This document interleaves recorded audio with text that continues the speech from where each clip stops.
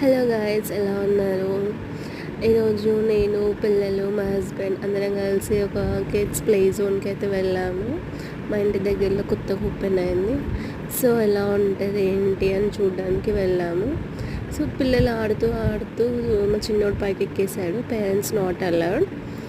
So నాకు చాలా భయం వేస్తుంది. అసలు వాడు ఎలా వస్తాడు ఏంటి, 2 years బాబు కదా, ఎలా వస్తాడు ఏంటి, చాలా హైట్ ఉన్నాయి, వాడు ఎక్కగలుగుతాడా లేదా అని.